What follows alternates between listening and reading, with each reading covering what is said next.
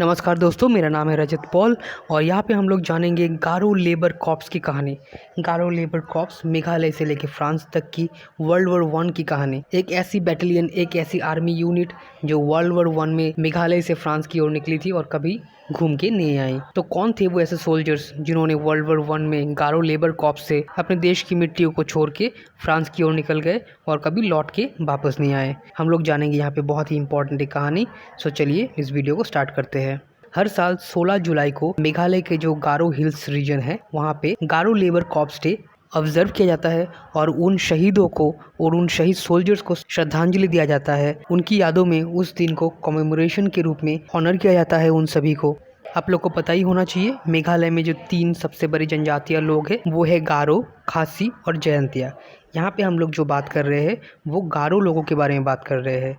1917 में जब world war one पूरी तरह से चरम पे था, तब ब्रिटिश एम्पायर बहुत सारे ऐसे कॉलोनीज के लोगों को ढूंढ रही थी जो ब्रिटिशर की तरफ से होके लड़ सके। और तभी मेघालय के गारो हिल्स से 100 ऐसे लोगों को रिक्रूट कर दिया गया था in the 69th Garo labour corps, जहाँ पे उनमें से 456 को ले जाया गया था यूरोप में। सो ये जो 456 लोग थे ये बेसिकली नॉर्थ ईस्ट के जंगलों में या फिर मेघालय के जो हिल्स है वहाँ के रहने वाले लोग थे और उन्होंने पहली बार ऐसे कपकपाती जो ठंड है वो अनुभव किया था फ्रांस में जाके। सो बेसिकली वो जंग के लिए तो गए थे, लेकिन उन लोगों के लिए जो सबसे बड़ा जंग था वो था वहाँ का जो वातावरण, वहाँ का जो ठंड, वहाँ का जो अनफेमिलियर टेरेन, वो था सबसे बड़ा उन लोगों के लिए जंग। और ये जो सोल्जर्स थे जिनको लिया गया था वहाँ पे, ये बेसिकली एक ऐसे सोल्जर्स थे जिनको ना राइफल्स दिया गया था, ना ही इन लोगों को ऑफिशियल रिकॉर्ड में रखा गया था। इन लोगों को बस एक कंट्रीब्यूशन के रूप में लिया गया था बाय द ब्रिटिशर्स। उनका बस यही काम था कि छोटे मोटे रास्ते बनाना, सबके लिए खाना बनाना या फिर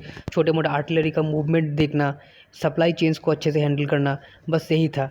उसके अलावा उन लोगों को कोई भी हथियार दिया नहीं गया था, उनके खुद की सुरक्षा के लिए भी, और ना ही उन लोगों का कुछ रिकॉर्ड रखा गया था। तो इसी के लिए ही इन लोगों का जो रिकॉर्ड है आप लोग को बहुत ही कम जानने को मिलेगा। और जाहिर सी बात है कि बहुत सारे ऐसे लोग जो यहाँ से लेके गए थे वो निहत्थे थे, तो इसी के लिए बहुत सारे लोग वहाँ पे ही शहीद हो गए थे।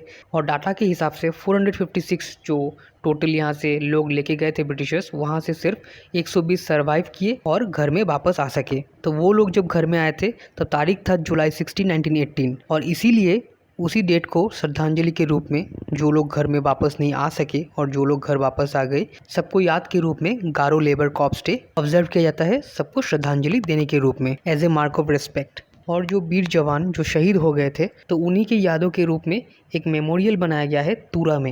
ये जो मेमोरियल है ये बहुत ही पुराना है और हर साल 16 जुलाई को उन्हीं वीर सोल्जर्स की यादों में Garo labour corps day observe किया जाता है। सो बेसिकली ये जो मेमोरियल है ये कोई छोटा मोटा मेमोरियल नहीं है। अगर ये मेमोरियल ना हो तो हम लोग हिस्ट्री को कभी भी याद ही नहीं रख सकेंगे। तो ये मेमोरियल बहुत ही इंपॉर्टेंट है और लोग चाहते हैं कि इस मेमोरियल को अच्छे से और डेवलप किया जाए, अच्छे से उसको मेंटेन किया जाए बाय द गवर्नमेंट। जो हिस्ट्री है, जो लोगों के सेक्रीफाइसेस है, लोगों के जो यादें हैं, वो जो नेक्स्ट जनरेशन है वो समझ सके और उसी के ऊपर नेक्स्ट जनरेशन अपना फ्यूचर बना सके।